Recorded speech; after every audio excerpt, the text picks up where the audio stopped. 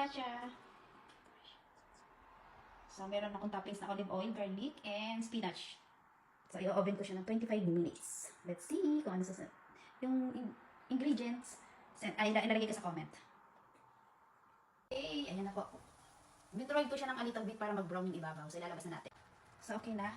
Kanina nung hindi ko binroil, ayan, crispy. Crispy. Ayan, focaccia. Crispy siya.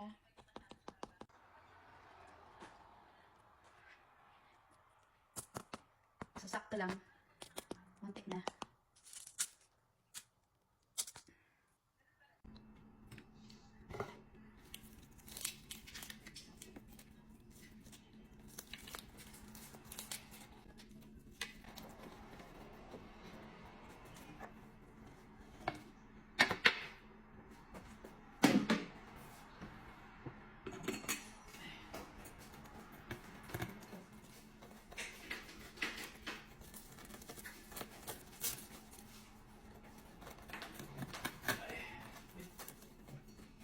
Sabay ka rin ito, pwede ba ito? Yes.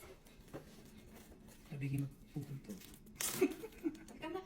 Ano ba gagawin mo? Hindi lang sa gitna. Ano video ba?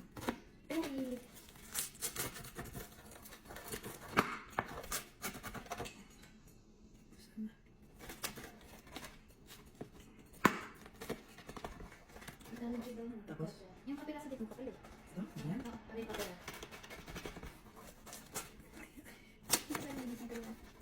Tapos? Diba? Yeah.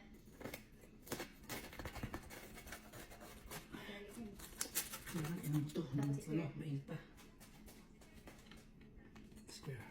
So, tapin.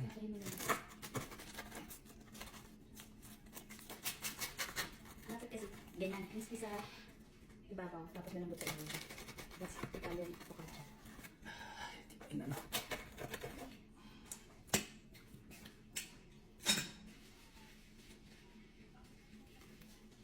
Grabe ang sarap.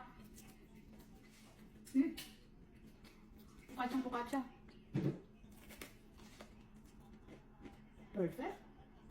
Magugustuhan mo ito, may tomato and garlic. So, nakablaan. Ano ba?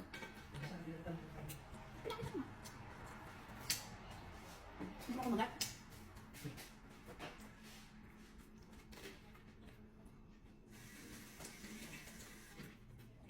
With more tomatoes. Tomato, garlic, and rosemary, and spinach. Lahat. Pero hindi siya pizza. Ano siya yung focaccia. Gawa ko lang recipe sa University of TikTok. Ay, ano siya.